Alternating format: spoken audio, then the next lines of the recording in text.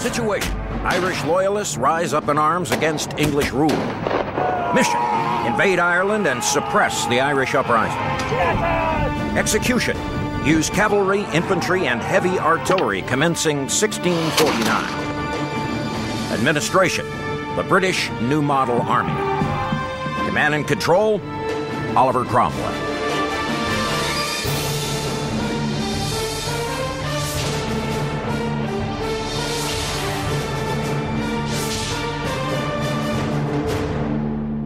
Welcome to Conquerors. I'm Captain Dale Dye. Like a hidden reef that can mean disaster for a sailing ship, the country of Ireland has often ruined the plans of potential conquerors. However, in the 17th century, one English commander was able to lead his troops to victory in the Emerald Isle. His name was Oliver Cromwell. While he gained fame as a cavalry commander during the English Civil Wars, Cromwell's primary weapon in Ireland was the cannonball, because his enemies tended to disappear behind medieval walls rather than challenge him to combat in open terrain. Now, Cromwell was only in Ireland for less than 40 weeks, but his bloody, brutal campaign cast a long and ugly shadow. Lay on, lead on, lead on! He wreaked such death and destruction throughout the island that his name to this day has become synonymous with a curse in Ireland. May the curse of Cromwell be upon you.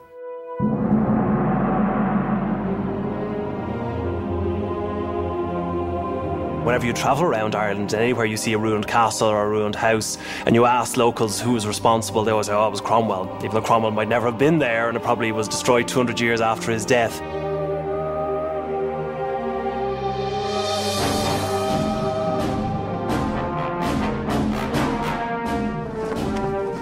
The story begins in October of 1641 as Catholics in the Emerald Isle conspired to throw off English Protestant rule. Ireland had been under the heel of the British Crown for centuries, but in the early 1600s, the Crown instituted a plantation policy that seized land from native Irish Catholics and gave it to English settlers. Quite understandably, the Irish felt that these English had come in, stolen their land, and they wanted to kick them out. What we have initially is a revolt by the Ulster native Irish against the Protestant settlement. They also try to seize the city of Dublin, a plan which fails. But this initial revolt in the north of the island very quickly spreads throughout the entire island by 1642. There was brutality on both sides, and it's estimated that more than 4,000 Englishmen died in the Irish uprising, with a similar number of Irish killed. As tales of the revolt filtered to England, 4,000 dead became 154,000. Protestant propaganda blamed Catholic rebels for the atrocities. Lurid stories of the excesses of the Irish Catholics, slaughtering people in their beds, using pikes to kill children, driving women into rivers where they drowned, were used to whip up anti-Catholic and anti-Irish hysteria in England, and very successfully. Englishmen were already prone to view the Irish as savages, so these exaggerated tales fell on willing ears, including those of Oliver Cromwell. Cromwell was a member of Parliament from Cambridge and a fundamentalist Protestant. Cromwell was not only a Puritan, but he came from the more radical branch of Puritanism. He was a separatist or independent.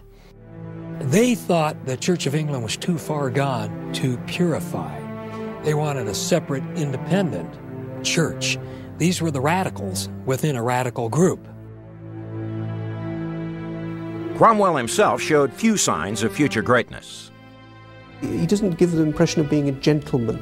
He gives the impression of being just down from the farm in many senses, uncouth, I think. He was an ordinary sort of fellow. In fact, the only distinguishing mark he had was a big wart, just here. And there's one occasion when a guy was painting his portrait, and the painter said to him, "Do you want me to include the wart?"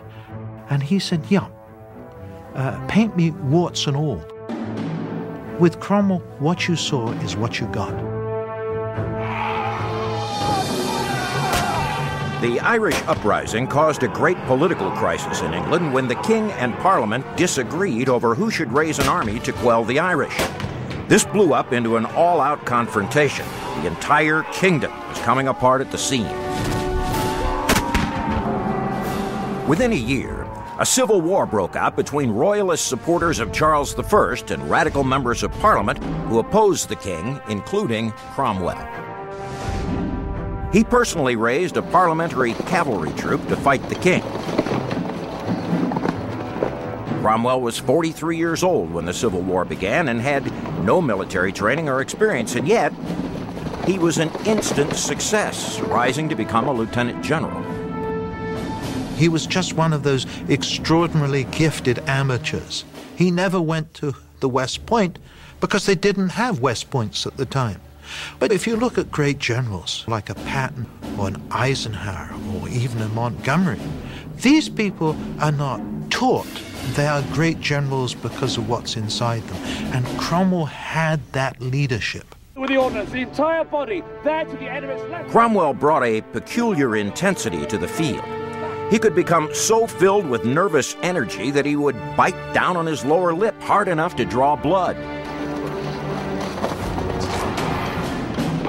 The early battles of the Civil War provided a crash course in 17th century cavalry tactics for the inexperienced commander. The standard technique was to keep the horses close together and charge full speed at the enemy.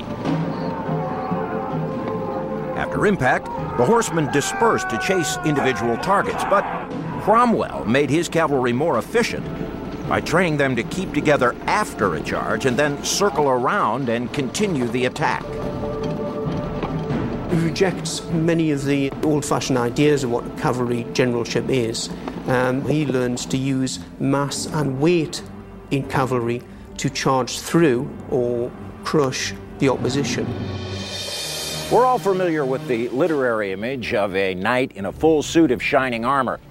But by Cromwell's era, that kit had been reduced to something that weighed only about 25 pounds. It included a breastplate, a backplate, and a helmet. Now, a cavalryman like this one would normally carry a brace of flintlock pistols like this. But his most potent weapon was a 3-foot double-edged sword. Now, from horseback, a weapon like this is devastating to infantry on the ground. Not only was he a masterful cavalry commander, but some consider Cromwell to be the father of the British Army. Between 1645 and 1646, he participated in the creation of the first professional standing army in British history, replacing the loosely organized militias in each county with a centralized command structure. This force, known as the New Model Army, was the one Cromwell would use in his conquest of Ireland. Because of their standard-issue red uniforms, these were the first British troops that could rightfully call themselves Redcoats. The well-trained, well-armed, and well-dressed Redcoats turned the tide of the English Civil War. By spring 1646, the king's royalist forces were crushed. Charles I surrendered, and in 1649 he would lose his crown and his head. It was Cromwell who decided on putting the king on trial and chopping his head off. And that was the most incredible event of the middle of the 17th century. It was one of those events that everyone who was alive at the time remembered exactly what they were doing when they heard the news.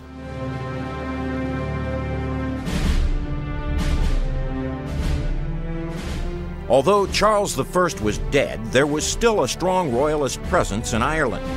This Irish resistance had to be crushed. It didn't require much convincing to get Oliver Cromwell to lead an invasion. He was eager to get revenge on the Irish. Cromwell's mindset, I think, was that the situation had become sufficiently settled in England with the execution of the king, that it was finally possible to do something that they would have preferred to have done back in 1641. And now that the opportunity was there, he seized it with both hands. Oliver Cromwell's personal philosophy of war was simple. Find the enemy army, engage them head-on, and destroy them on the fields of battle. It was the impatient strategy of an impatient man. It was a very hard-hitting, rapid style. If it took a forced march of 40 miles at night to be in position to launch a surprise attack, he would do it. Cromwell prepared well for his Irish campaign, ensuring that there would be enough money and supplies flowing from England for the duration of the fight. He also did his homework. Know your enemy. It's crucial for any military commander, and it's as important today as it was in the 17th century. If Cromwell was going to destroy the Irish resistance, he first had to know who he was fighting. Irish opposition to Cromwell had united behind Royalist commander James Butler, the Marquis of Ormond. It was an uneasy collection of Irish Catholics and Protestant Royalists called the Confederate Royalist Alliance. Ormond had been the King's Lord Lieutenant in Ireland and was committed to seeing the monarchy restored. Sensing his army was no match for Cromwell's invading force, he adopted a defensive strategy. But when Cromwell arrives, he's facing a very different type of war. I think he expected to be fighting big battles out in the field. What he actually ends up fighting is a number of isolated sieges as the Confederate Royalist Alliance retreats back into their strongholds and waits for Cromwell to attack them. And attack them he did. In the coming months, Cromwell's massive war machine would roll across Ireland, leaving not just walls, countless lives shattered in its wake.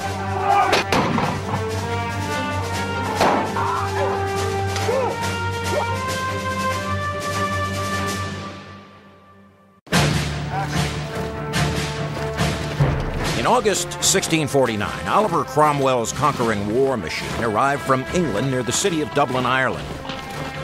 No storm clouds could have been more ominous. In total, Cromwell brought 12,000 soldiers from his new model army to wage the Irish campaign. They were comprised of roughly 4,000 cavalry and 8,000 infantry. A full two-thirds of Oliver Cromwell's new model army was composed of musketeers like this agent. Their primary armament was this weapon, a matchlock. Now, like all muzzle-loading weapons, you put powder and ball in here, ram it home. But there was a difference. This weapon required you to carry a burning match or fuse throughout the course of the battle, difficult in and of itself. To fire it, to launch all of that powder and get the round down range, you were required to prime the pan by placing a small amount of powder in that pan. Close the pan, then load your match into this device, which is called a serpent, or the lock, hence matchlock. Imagine all of this while the enemy is charging at you. Now, the matchlock was so long and cumbersome that musketeers frequently had to use an aiming or support stick, like this one, in order to get any sort of accuracy at all with the weapon. Now, you take a look, got a target, open the pan, aim down range, and hope for the best. Someone cynically suggested probably about as many people were killed by being hit over the head with the barrel of a musket than were actually killed by the bullets that muskets fired. The remaining third of Cromwell's new model army was composed of pikemen. Now, these were generally tall and beefy guys, and the reason is they had to handle something like this, an 18-foot spear or pike. They often cut it down in combat so that it'd be more handy in close quarters. Now, pikemen were generally employed in the middle of an infantry formation, and their primary job was to form a screen for those musketeers against cavalry attack. For that reason, they wore armor and a helmet, like this, called a pot then and now. The idea was that that armor would provide protection against musket balls and sword strikes. Cromwell's battle plan in Ireland called for securing the ports along the eastern and southeastern coastline. Once secure, he could move inland toward the capital of the resistance movement, located at Kilkenny.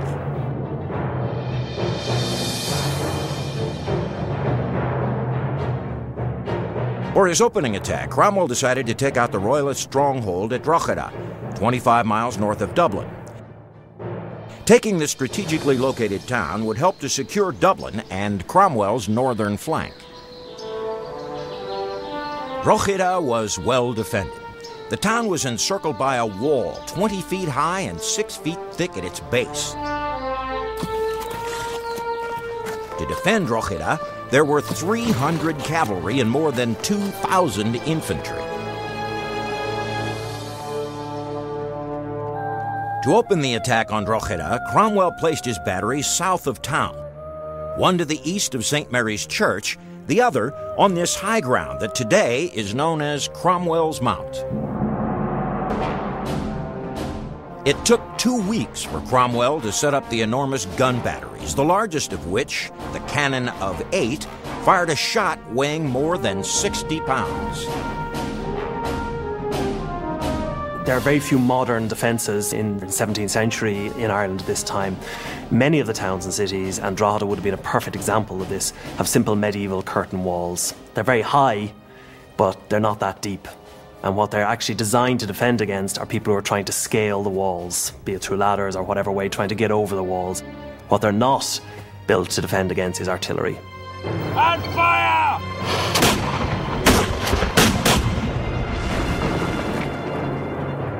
As Cromwell's artillery opened on Drogheda's medieval walls, his regimental commanders prepared for the storm.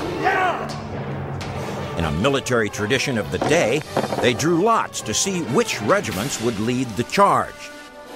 The unlucky winners were known as the Forlorn Hope. His plan was to open 2 breaches in Drogheda's walls. Now, breaches tend to funnel an attacker into killing zones.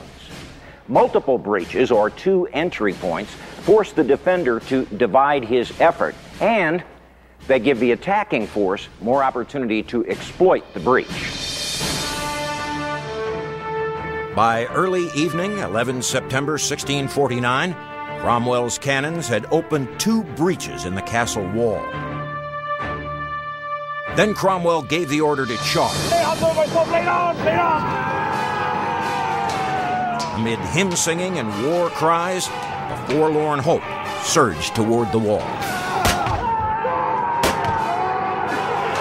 If you had been a soldier assaulting the breach in the wall at Drogheda, it would have been absolutely terrifying. As terrifying if you'd been, say, a GI landing on D-Day. Low. Chances of surviving were very low. You knew that.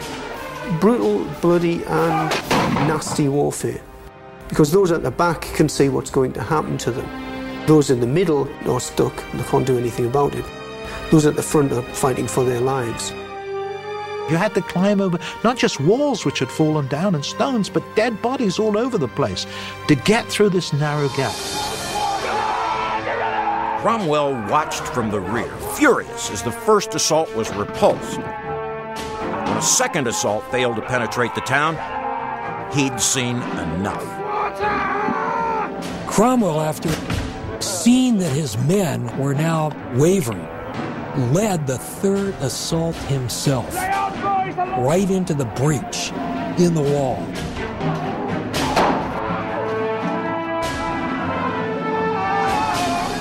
He put his money where his mouth was, you might say. He wasn't an officer who hung back and told other people to go take the risks. Cromwell threw most of his reserve, some 8,000 troops, at the breach. As corpses piled up at the wall, Cromwell became filled with rage. The restraints which he has in everyday life, as everybody does, seem to disappear, and he becomes almost mad with battle. Cromwell's anger fueled his men, and now it was fueling him. At last, his soldiers successfully swarmed through the town, and he let his tightly disciplined force off the leash. There was a long tradition that if you survived a breach, you are allowed to plunder, to rape, to loot, to kill, to murder the enemy and civilians on the other side. Now that tradition had a purpose, because what you were saying to the defenders is, if we have to go through that breach, if we have to take terrible casualties, you are going to pay a price, and a terrible price. If you surrender now, we'll let everyone march out. You can take your women and children. But if you make us go through that breach, we are going to get our revenge.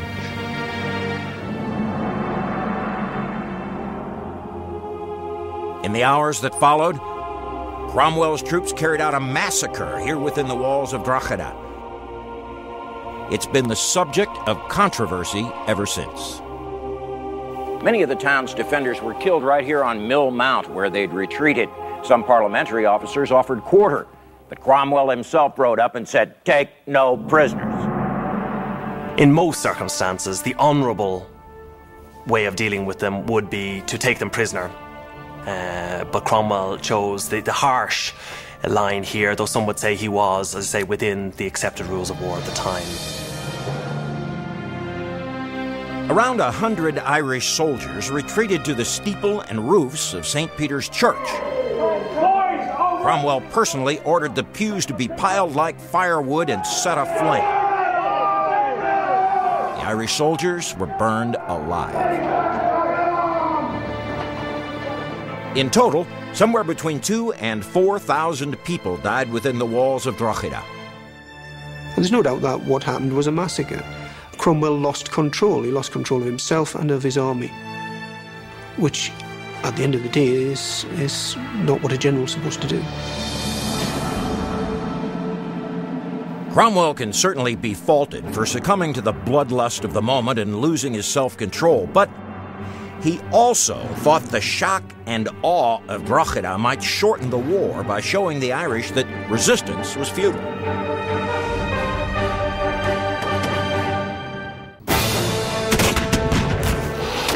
They've been called the kings of battle and the dogs of war. Something you never forget if you've been to war is the frightening sound of the artillery as they blast out their deadly cannonade. For most of the Irish people, Oliver Cromwell's assault in 1649 would have been their first exposure to big guns. There wasn't much noise in the 17th century. There were no boom boxes. There was no ubiquitous television. And therefore, when you have the noise of artillery going off, it must have sounded terrifying. Artillery was critical to Cromwell's success in Ireland, but it also presented logistical problems. With each gun weighing several tons, moving artillery from battle to battle could be a major drag on the pace of a conquering army. Taking this into account, Cromwell wisely decided to move his artillery train by ship when he deployed his army south from Drogheda to his next target, Wexford. Wexford was a walled town located within a harbor at the mouth of the River Slaney. Entry to the harbor was guarded by Rosslare Fort, which Cromwell's cavalry commander took with little resistance. To the southeast of town, on high ground just outside the walls, stood Wexford Castle. By the time Cromwell's army arrived at Wexford's walls, the Irish weather had whipped up a cold, windy storm, turning his encampment into a quagmire and preventing his guns from being offloaded in the harbor.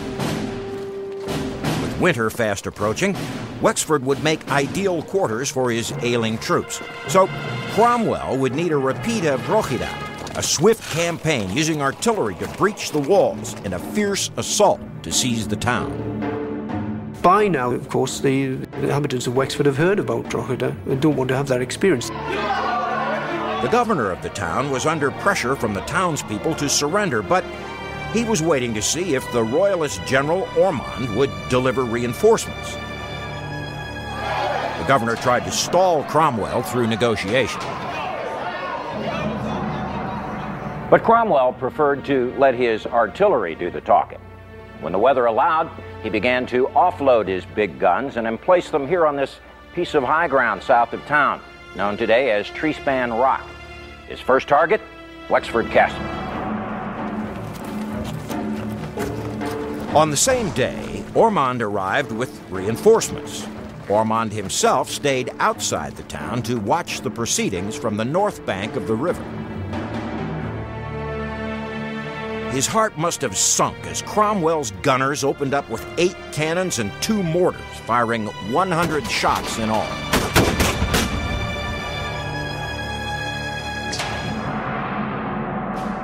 Unlike traditional cannon, which fired a solid shot at a relatively flat trajectory, mortars, like this one, fired a hollow shot at a relatively high trajectory. The idea was to lob a projectile beyond enemy fortifications or into the center of an enemy formation. Now, this is a relatively small mortar, but Cromwell's gunners had mortars like this that could fire projectiles of up to 500 pounds, and they fired several types of shells. Some were for use against fortifications, some were anti-personnel. Now, the shell that a mortar fires is not solid at all. In fact, it's hollow and filled with gunpowder. It's detonated by a separate fuse, the idea being to make sure that the projectile detonates when it's on the target and not before.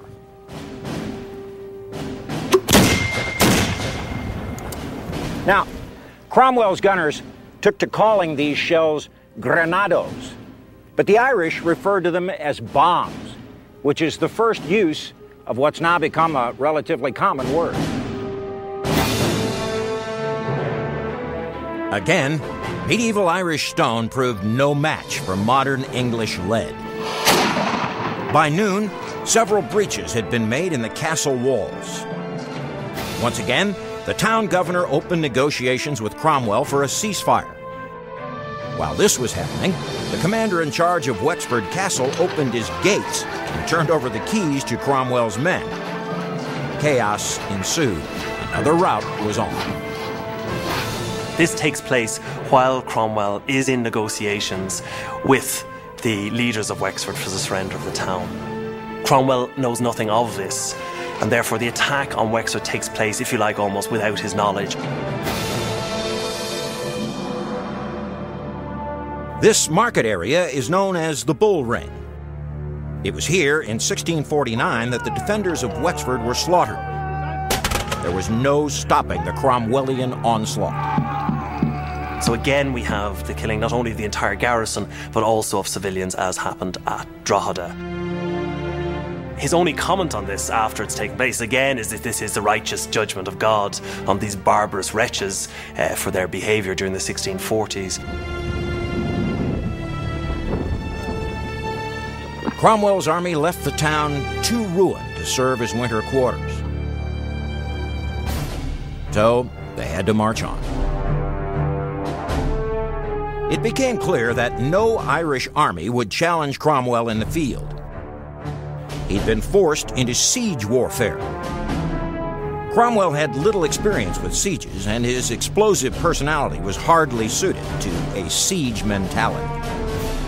He is, in many senses, an exceptional cavalry commander, and in some senses, an exceptional commander. But in terms of that art of siege warfare, he is often bullheaded and irresponsible.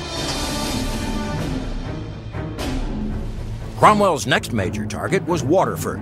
It was Ireland's second largest city at the time and located on the River Suir. Cromwell wanted to sail his ships right up to the town and unload his artillery. But to do so, he'd have to pass a formidable fortification at Duncannon, which guarded the mouth of the river. To take Waterford, he'd have to attack that fort. Unlike the medieval walls at Drogheda and Wexford, Duncannon was one of Ireland's first modern fortifications. It was built in 1588 to defend against the Spanish Armada. Its angled walls provided a much better defense against incoming artillery shells than traditional flat walls.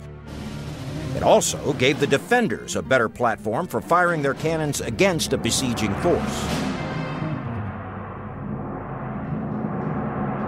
Even if Cromwell's men somehow survived the artillery fire and made it through the outer walls of the fort, they still had to contend with a deep, dry moat, which would surely turn into a graveyard for them.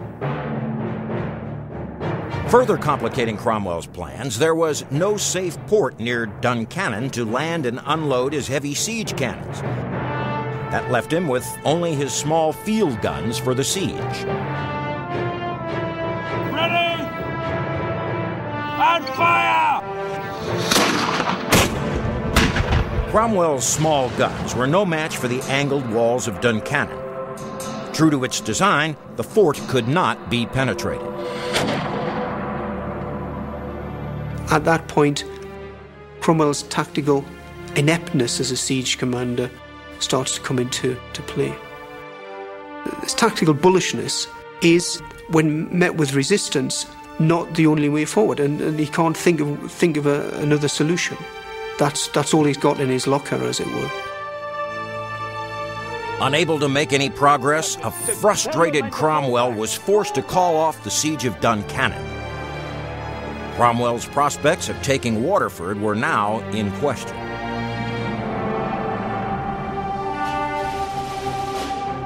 The mark of a great general is his ability to innovate, adapt, and overcome.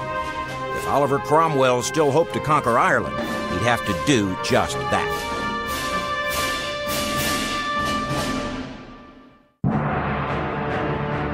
In November of 1649, Oliver Cromwell was very much a man in trouble.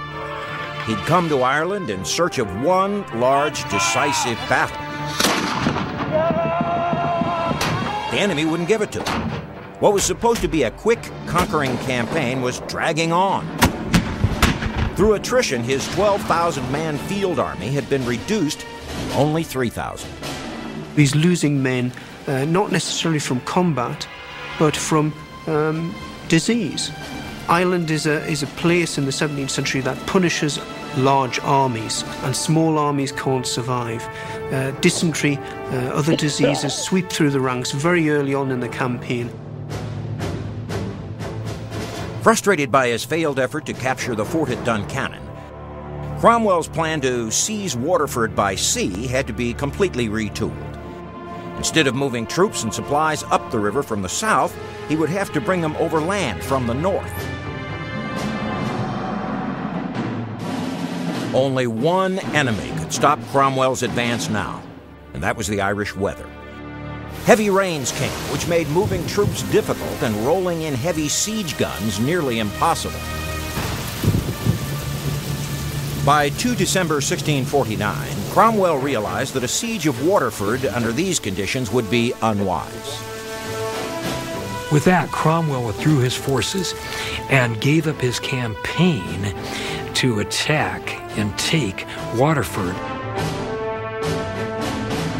The new model army retired to winter quarters in garrisons stretching throughout the southwest of Ireland, where Cromwell had been employing politics rather than ballistics to convince a series of towns to surrender. At the same time, members of Parliament were writing to Cromwell with increasingly desperate pleas. The son of King Charles had gone to Scotland, where he planned a renewed offensive to restore the monarchy. With the new British government in danger, Cromwell was asked to come home and save the day. The pressure on him to go back to England to start to resolve the conflict which is blowing up between England and Scotland is intense at this point. With this new sense of urgency and a break in the Irish weather, Cromwell delayed his return to England in order to put his war machine back on the march at the end of January.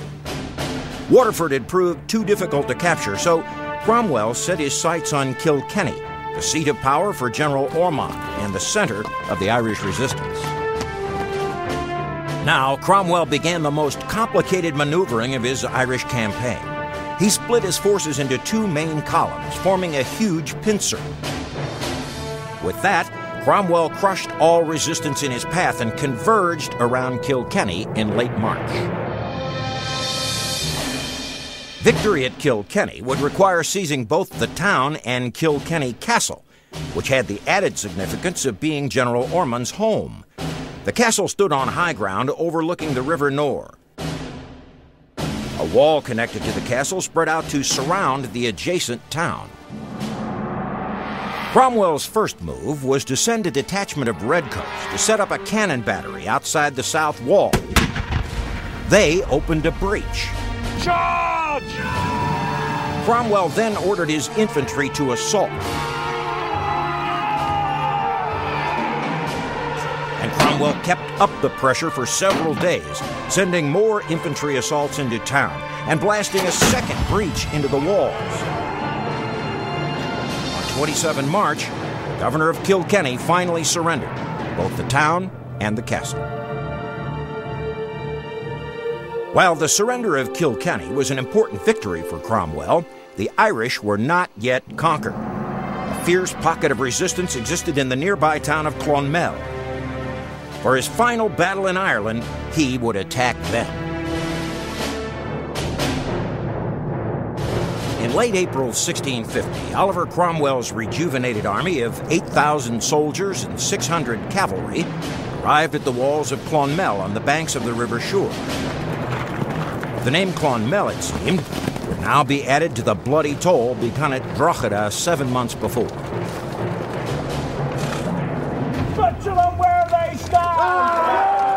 But the citizens of Clonmel had reason to take heart. In command of their garrison was Hugh Duff O'Neill, an experienced warrior and resistance leader.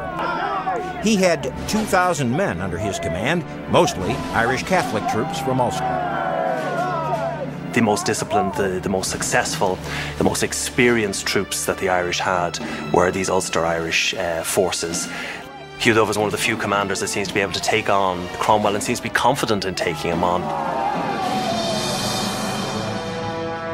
Cromwell had little choice about where to place his heavy guns, the biggest of which weighed 8,000 pounds. With a river to the south and marshy terrain to the east and west, the only ground that could support these monsters was to the north. Because of this, Cromwell wouldn't be able to use his favorite tactic of creating two simultaneous breaches.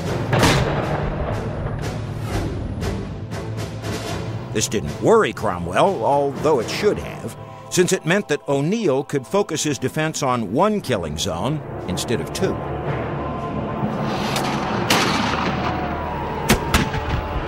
It took nearly a day for Cromwell's guns to breach the walls.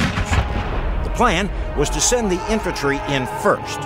Once they were in, they'd swing around and open one of the town's gates for the waiting cavalry. Cromwell ordered the charge and personally joined his cavalry at the gate. He had no idea that O'Neill had prepared a nasty surprise.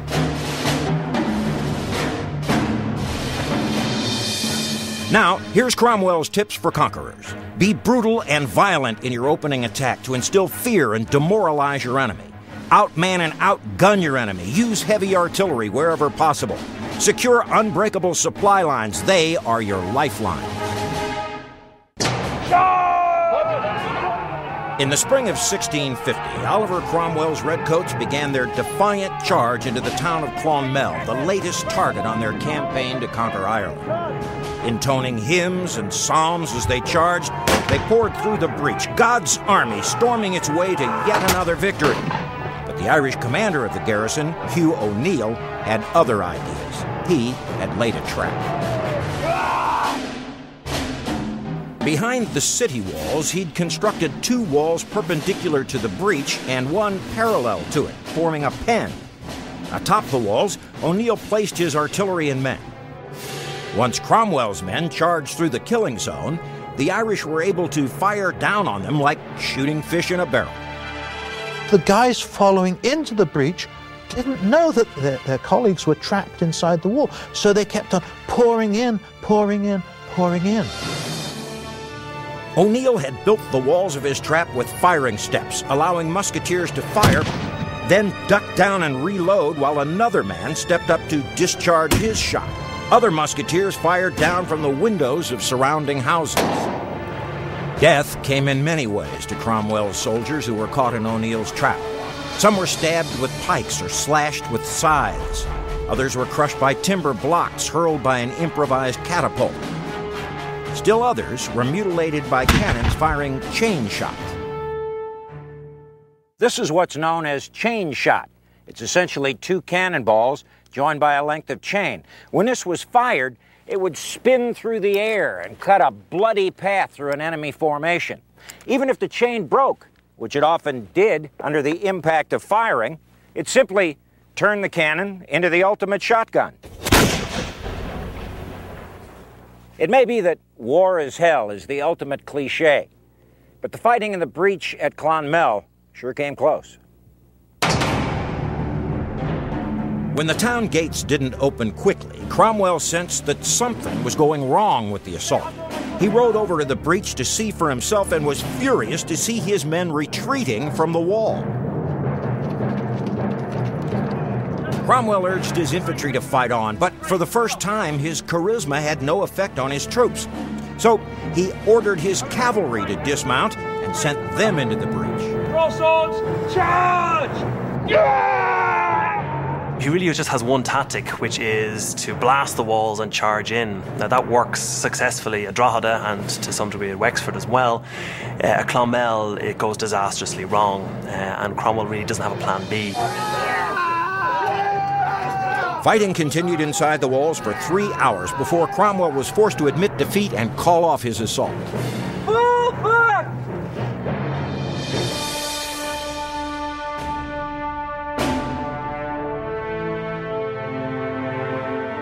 Somewhere between 1,000 and 2,500 parliamentary soldiers died in that assault, around a tenth of Cromwell's army. Many of his senior officers lay dead. The resistance put up by Hugh O'Neill was very effective and cost Cromwell a great many men and really gave him a bloody nose. I mean, even great generals have bad days at the office. Cromwell was no exception. He didn't bat 1,000, and nobody does. Surprisingly, the following day, the mayor of Clonmel surrendered the town to Cromwell. But when Cromwell marched through the gates, he discovered that Duff O'Neill had outwitted him again. Low on ammunition and supplies, the cunning Irish commander had moved his force out of town under cover of darkness. In the end, Cromwell had succeeded in taking the town, but the siege of Clonmel remains a blight on his record.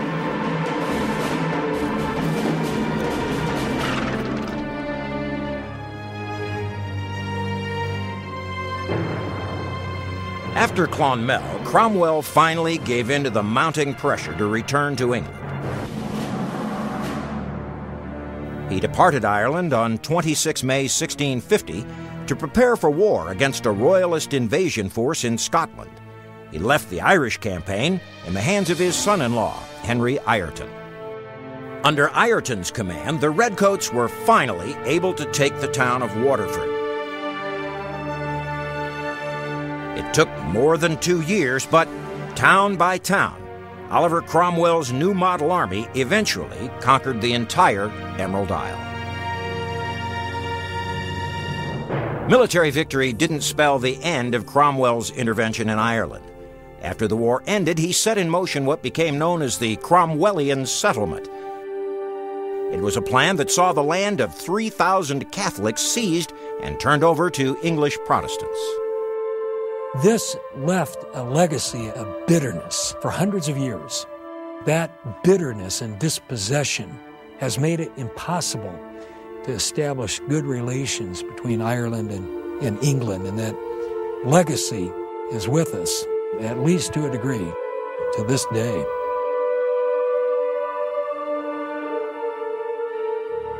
After conquering the Irish and defeating the Scots, Cromwell put away his sword and went back to politics. In 1653, he dissolved Parliament and took personal control of Britain as its Lord Protector. After his death in 1658, the monarchy was quickly restored, and public sentiment turned so against Cromwell that his body was exhumed, hanged for public display, and then beheaded. To the Irish, that must have seemed like ultimate justice. I'm Captain Dale Dye. Thanks for watching Conquerors.